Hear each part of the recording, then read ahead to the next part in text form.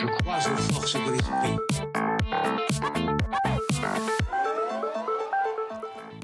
Bonsoir et bienvenue, c'est pendant le 20h. En à peine 3 ans, le festival Création est devenu le rendez-vous incontournable des talents de la mode et du design. Coup de projecteur ce soir sur 2 créatrices insulaires.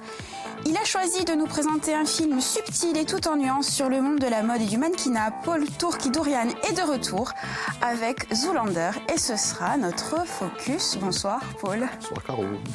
Clémence Lévesque, la Rusée Chabrol, bonsoir. Bonsoir. Et merci d'avoir accepté notre invitation. Vous êtes donc toutes deux créatrices et peut-être plus connues par le grand public, par le nom de vos marques, ce qui est plutôt une bonne chose. Alors pour vous, Clémence, ce sont les bijoux Bella Chicks. Et pour vous, Claire, ce sont les luminaires Marelucci. Oui. Alors, vous participerez à la prochaine édition de Création dans quelques jours, du 14 au 17 juin prochain à Bastia. Clémence, à vous l'honneur. Qu'est-ce que représente ce festival pour une marque ? C'est un formidable tremplin. C'est aussi de la crédibilité. Quand on est créateur, qu'on se lance comme ça, on se sent un peu seul. Et là, on découvre qu'on est entouré, on a un réseau. Et puis, c'est surtout un accompagnement, une couverture médiatique. Voilà. C'est vraiment ce qui nous fait sortir de notre atelier et qui nous met enfin en lumière. Claire, est-ce que c'est un accélérateur de notoriété? Oui, bien sûr, puisque effectivement, Marelucci commence un petit peu à être connue, donc c'est une fierté pour nous. Oui, comme le disait Clem, on sort de notre atelier, on sort de chez nous et voilà. On se rencontre, on crée de la richesse même entre nous. Exactement, puisque cette richesse, on la met à profit. Cette année, on peut dire que en plus entre Clem et moi, ça va être une année de collaboration. Donc cette année, en ce qui concerne notre produit phare, notre produit signature, qui est la balladeuse Pearl Marelucci, on va faire une collaboration. Alors, une collaboration avec 2 artistes. Une artiste qui est sur le continent, qui travaille du papier de soie, qui fait des choses sublimes, poétiques, qui travaille dans un univers très, très onirique.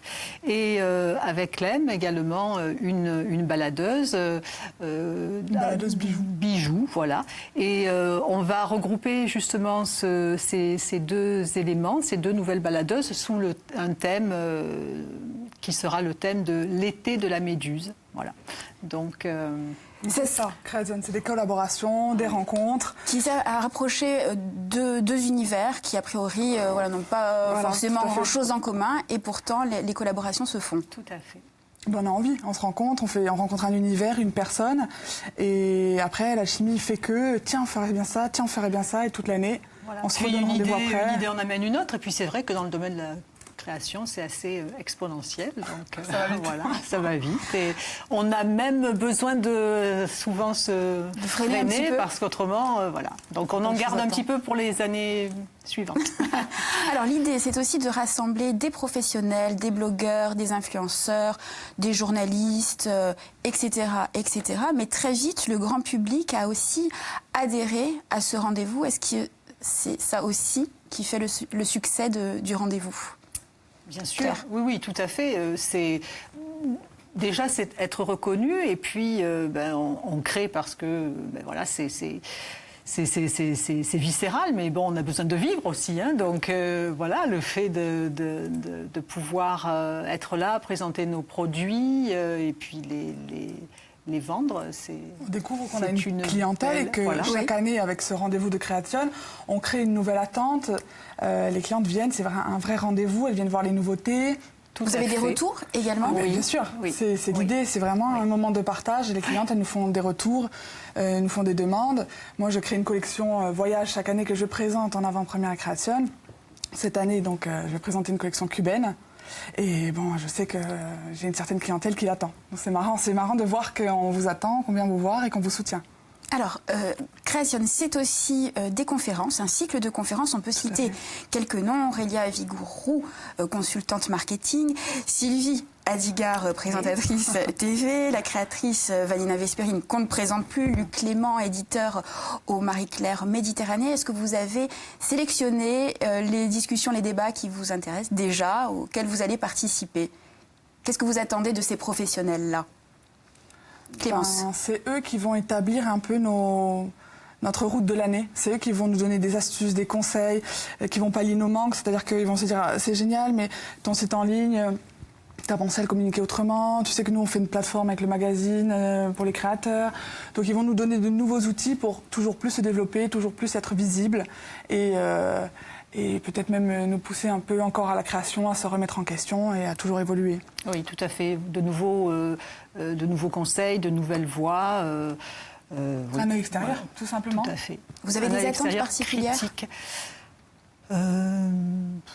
On va les C'est vrai coincer. que par l'intermédiaire de Luc Clément et du magazine Marie-Claire Méditerranée, oui, les attentes particulières, c'est d'être un petit peu plus connu à chaque fois. Donc un petit coup de pouce dans un magazine, ça fait toujours du bien. Moi, ce que j'attends, c'est surtout de Luc Clément, c'est vraiment un regard critique. Chaque année, il est là et il vient voir, il prend le temps et il trouve les petits endroits où je peux améliorer. Il me dit oh, t'as pensé à ça, c'est génial, tel matériau, tu connais ça? Et du coup, il me pousse à chaque fois à avancer. Et lui, comme il est régulier, c'est intéressant de voir chaque année les progrès. Alors, et je précise que l'édition 2018 sera présidée par Thomas Dutronc, ce qui ne gâche absolument rien. Alors, Création, c'est le festival méditerranéen de la mode et du design. Qu'y a-t-il de méditerranéen dans ce festival? Comment on le perçoit, ce côté méditerranéen, Claire? Côté méditerranéen. Chez toi, c'est facile, tes matériaux. Oui, oui, effectivement. Bon, déjà, Mar et la mer, la lumière, le bois. Oui, Méditerranée, pour moi, c'est le soleil, c'est la lumière. Ouais, on fait des créations qui respirent le soleil, qui respirent l'insularité. C'est vrai que les inspirations de l'île, nos matériaux quand on peut aussi. Vraiment, c'est de refléter la créativité donc en Corse, mais tout ce qu'on a autour, ne peut jamais se fermer. Et donc, à chaque fois, oui, c'est sûr qu'on est obligé de s'inscrire dans notre environnement proche. Comment vous avez été sélectionné pour intégrer Création? Comment on accède à cette vitrine? Écoutez, moi, ce sera donc notre 3e participation sur 4. Et moi, ça a été complètement par hasard, si je puis dire, puisque la première année, donc il y a 4 ans, on venait en vacances sur l'île, puisque bon, on habite ici maintenant, mais à l'époque, non, pas encore. Et donc j'ai vu un grand panneau 4x3. La manifestation venait juste d'avoir lieu, donc je râlais de l'avoir raté, bien sûr. Et je m'étais dit que l'année d'après, il faudrait qu'on y soit. Voilà. Donc j'ai envoyé un dossier, j'ai été contactée rapidement. On a beaucoup aimé ce qu'on faisait. Puis voilà, tout naturellement, on était très fiers, très heureux d'être à la 2e édition de Création. Pour vous, Clémence? Moi, ça a été plus qu'une surprise. Ça a été un coup de fil de Véronique Alandine qui m'appelle et qui me dit bonjour Clémence, je sais que vous faites des bijoux, je sais que vous avez un petit atelier caché, que vous travaillez un peu dans l'obscurité encore, mais nous, on en fait un festival, on lance quelque chose d'ici 3 mois, on veut que vous y soyez. Ok. Donc là, c'était la grosse surprise, c'était marrant comme demande. J'ai dit, mais vous savez, moi je suis petite, elle m'a donné des noms de créateurs qui venaient. Donc là, c'était fini du complexe. Mais elle m'a dit, non, justement, c'est pour amener de la lumière aux nouveaux créateurs, c'est pour faire sortir les gens, etc., de l'anonymat. Et de là, c'est parti, on a été embarqué dans le tourbillon et ça n'arrête plus, ça fait 4 ans. Donc, l'aventure est belle. L'aventure est magnifique. Alors pour cette édition 2018, il y aura à peu près 70 exposants. Alors il y a de la mode, du design, de la cosmétique, de la sculpture, des arts graphiques, etc., etc. Alors c'est une question qui revient souvent quand on a des créateurs sur ce plateau. Est-ce qu'il est plus ou moins facile de créer en Corse? Clémence. Le fait d'être sur une île, ça donne beaucoup de contraintes. Des contraintes qui nous permettent du coup d'être d'autant plus créatifs. Mais l'idée, c'est d'intégrer des matériaux locaux, si on peut. L'idée, c'est de travailler en local, d'aller vers un public local. Donc, forcément... Oui. Est-ce que la difficulté, c'est au niveau de la création ou plus au niveau de la commercialisation, de l'export, de la production même? d'exporter. Quand la question de l'exportation arrive, là, c'est compliqué. C'est effectivement sortir de l'île, c'est sûr. Mais bon, ce que j'aime souligner, c'est que avant d'être moi-même créatrice et d'intégrer ce fabuleux domaine, je n'imaginais pas toute cette richesse de création chez nous. Et ça fait vraiment plaisir. Il y a énormément de talent, je trouve. Alors, énormément. Je rebondis sur ce que vous venez de dire, Claire. Alors, richesse de création de talent ou concurrence? Comment vous gérez cet environnement-là? C'est toujours un peu... Vous avez peut-être un peu plus de répit, vous, s'agissant des luminaires. Mais alors, vous, Clémence, entre les bijoux, C'est la bagarre. C'est la bagarre, c'est la Quand course, même, hein. c'est le coup bas. Je ne pensais pas, en arrivant dans ce milieu-là, je pensais être... pas tranquille, mais je pensais être propriétaire de mes idées, de mes dessins. Et en fait, pas du tout. Pas du tout, ça m'est arrivé encore récemment. Donc, les gens s'inspirent, voient que ça marche. Et dans les 3-4 mois, le temps de production, c'est parti, quoi. On voit vos modèles partout. Donc, la difficulté, c'est de se réinventer, de rester proche de ses clients, d'écouter les conseils, et de jamais se vexer, mais plutôt de prendre les critiques constructives, d'évoluer. Et quand ça arrive et qu'on ne peut rien faire, parce que malheureusement, on ne peut rien faire, il faut sortir de nouveaux modèles. On n'a pas le choix. Les gens qui copient vont finir par s'épuiser, alors que les gens qui créent continuent de se réinventer. Et vous, votre... marque de fabrique, si j'ose dire, c'est le bijou unique. Bijou unique et micro-série, parce qu'il faut commencer à répondre à une demande plus importante, donc j'ai pas trop le choix. Mais modèle unique, micro-série, commande personnalisée. J'ai des clients qui viennent avec leur tenue directement en boutique, ou qui me disent j'aime ce modèle, mais je voudrais d'autres couleurs, d'autres pierres. Je m'adapte. Le but, c'est vraiment que chacune ait son propre bijou. Et que ça puisse véhiculer son humeur, son caractère ou sa volonté du jour. Et pour vous, Claire, aussi, unique, vous travaillez beaucoup avec le bois flotté notamment, donc forcément c'est unique. C'est unique, chaque pièce en fait, nous notre signature c'est la baladeuse Pearl. Chaque pièce est unique mais elle est faite sur le même concept. Et bon, pour l'instant, écoutez, on n'a pas trop de soucis. Je vais changer. Je vais faire des luminaires. Lancez-vous dans les luminaires. Je vais changer. C'est une bonne idée. Combien de collections par an vous sortez? Est-ce que vous créez en termes de collections ou c'est vraiment à l'envie, à l'instinct, au moment? Moi j'ai une collection été, une collection hiver et une collection une viage où je pars en fait un mois dans l'année. Je claque tout, je ferme la boutique et je m'en vais, puisqu'il faut se réinventer pour éviter d'être redondant. Et puis pour ce rendez-vous que j'ai créé malgré moi au début, il faut partir, voir de nouvelles couleurs, rencontrer de nouvelles personnes, sentir de nouvelles odeurs, toucher d'autres matériaux et ramener des choses. Et là, il faut faire. Et du coup, d'avoir cette contrainte de travailler que avec ce qu'on ramène, oblige à chaque fois à s'adapter, à être créatif. Et du coup, peut-être que les collections d'après s'en ressentent. Et chaque année, on évolue. L'Amérique latine, l'Asie. L'idée, c'est d'à chaque fois prendre des inspirations qui vont faire que j'ai pas le temps d'être copiée. Claire, oui, pour vous, moi c'est différent parce que l'inspiration, en fait, c'est pour ça que depuis l'année dernière, on essaie de faire des collaborations avec d'autres créateurs. L'année dernière, on avait fait une baladeuse en céramique en collaboration avec une céramiste de Sartène. Cette année, donc l'été de la Méduse. Mais bon, c'est vrai que si on veut rester sur la baladeuse, on a peu de façons de changer les choses, en fait. Les matériaux sont toujours les mêmes. Mais bon, à côté de cette baladeuse, il y a d'autres choses également, d'autres luminaires, des bougies en bois. Et puis cette année, une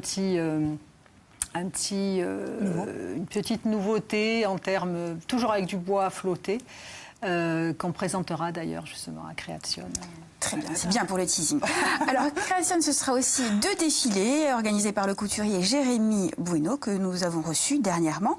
On ne sait pas, Paul, si Ben Stiller sera sur le podium. Espérons que non, n'est-ce pas? Moi, j'espère que oui. D'accord. Voilà. Donc, on va passer un peu de brutalité dans ce monde de douceur.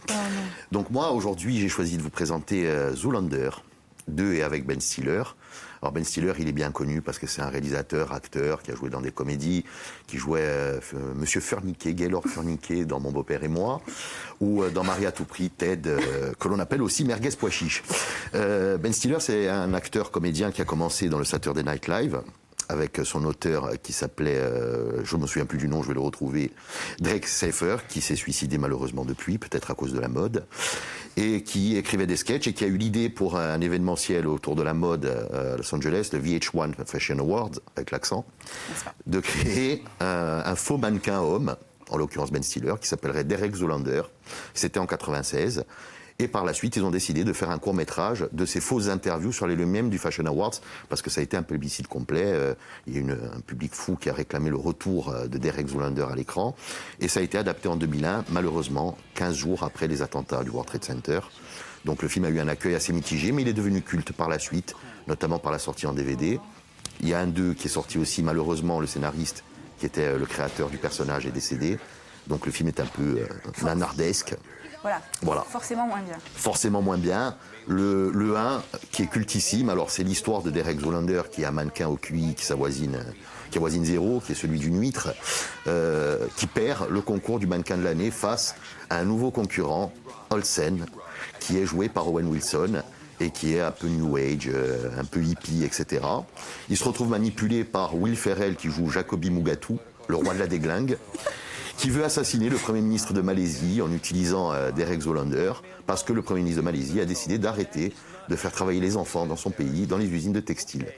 Voilà, donc on a un pitch qui est quand même assez particulier, un scénario assez grand guignolesque, et ça donne lieu à toute une série de sketchs, de feintes, de punchlines autour justement de la mode. Alors plus que la mode, ce que critique et ce que joyeusement notre ami Ben Stiller, c'est surtout le jeunisme, l'égocentrisme, et aussi, je dirais, la médiocrité un peu intellectuelle et la reconnaissance facile qui, malheureusement, aujourd'hui, avec les réseaux sociaux et les selfies, a bon train.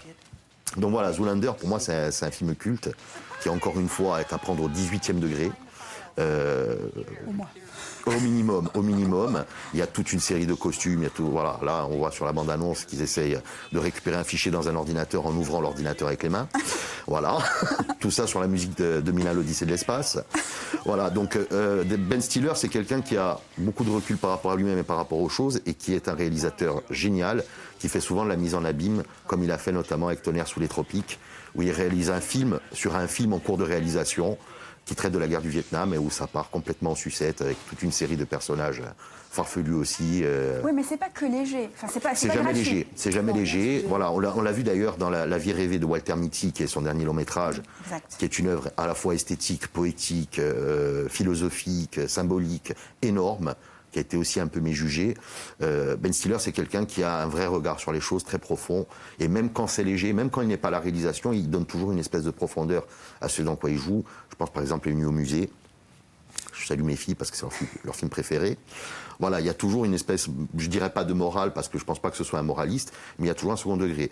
On l'a vu même en décalage par rapport à lui-même dans la série Extras avec Rick Gervais, où il interprète son propre rôle d'un réalisateur complètement hystérique qui hurle sur tout le monde. Moi, j'ai tenu Jennifer Aniston dans mes bras. Enfin bon, voilà. Donc je peux dire tout ce que je veux.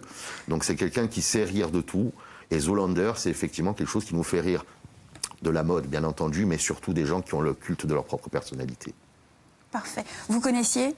Non, mais si Jérémy le regarde, il va avoir la pression. Ouais. Jérémy, c'est pour vous, si vous êtes devant l'écran. Le pauvre. Ouais. Est-ce que vous trouvez que le monde de la mode, du design, manque parfois d'un peu de recul sur ce qu'il est? Est-ce que vous le ressentez, vous, ou pas du tout? Oui, c'est on n'a pas différent. Ouais, on n'a pas ce problème-là de. Mais en général, dans l'univers. Au village. Chez nous, ça va. C'est vrai que quand on monte à Paris et qu'on fait un salon, on est dans un autre univers. Ouais, un monde parallèle. Parallèle, particulier et difficile à appréhender, mais à Création, c'est vraiment pas ça. Il n'y a pas de snobisme, il n'y a pas de. On est très heureux de participer parce qu'on est tellement bien accueillis, tout le monde est bienveillant. Dans les défilés, on joue le jeu, quoi. On a l'impression de partir en week-end chez des amis, quoi. Vraiment. Alors et justement, dans cette jungle, comment on s'impose? Avec une batte de baseball. C'est par la violence. C'est je suis assez partisane de la douceur. Moi, j'ai pas vraiment envie de m'imposer parce que bon, voilà, quand je fais un salon et que on me dit que c'est beau, qu'il faut continuer, que voilà, ça suffit à mon bonheur, vraiment. Moi, je suis un petit peu plus hyperactive.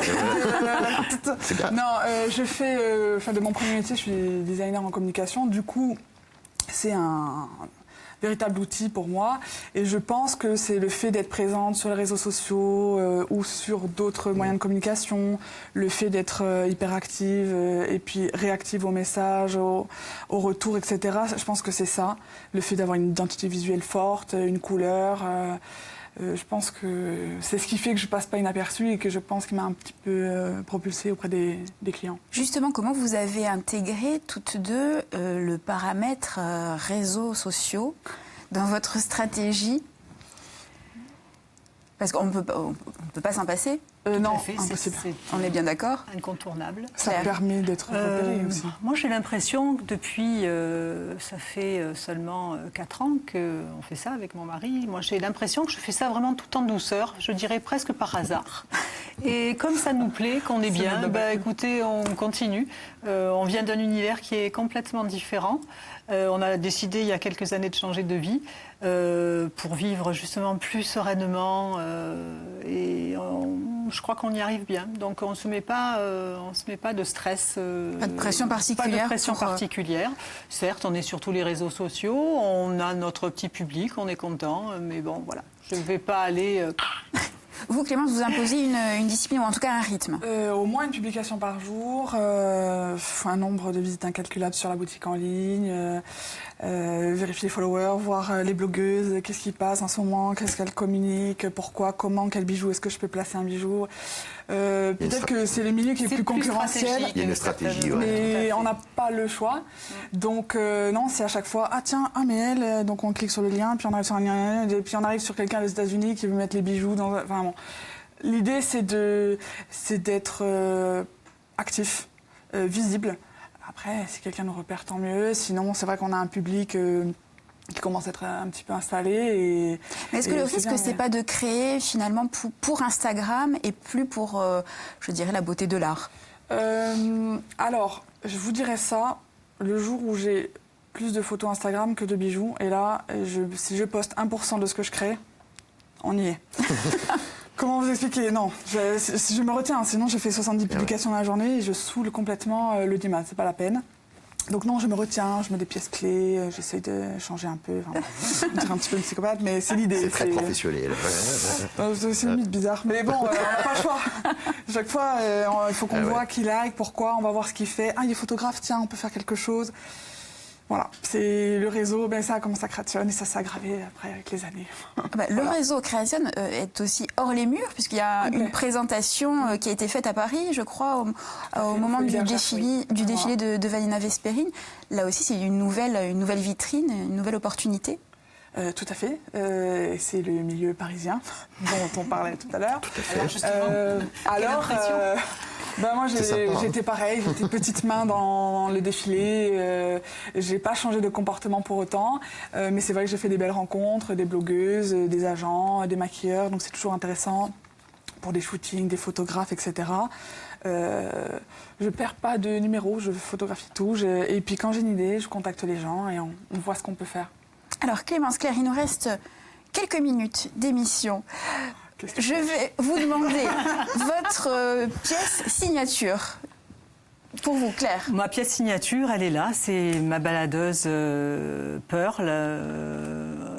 La signature, en fait, c'est le cordon. Le cordon est entièrement réalisé à la main. C'est un fourreau dans lequel on insère le câble électrique.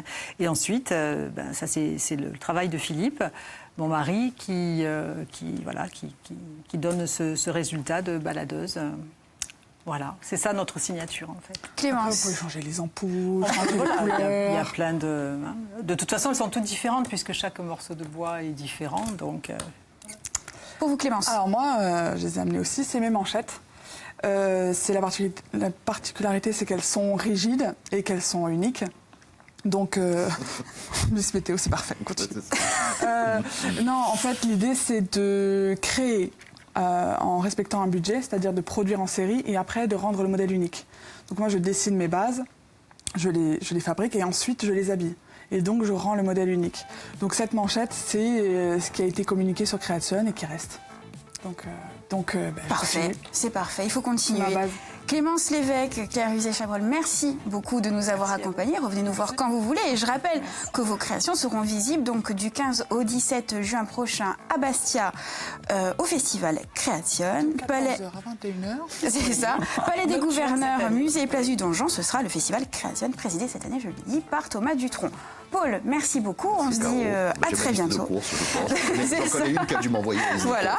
Pendant le 20h, c'est fini pour aujourd'hui, mais ça continue en replay sur Internet. Merci de nous avoir suivis. On se retrouve très bientôt, dès demain d'ailleurs, sur France 3 Corse via Stella. Merci beaucoup.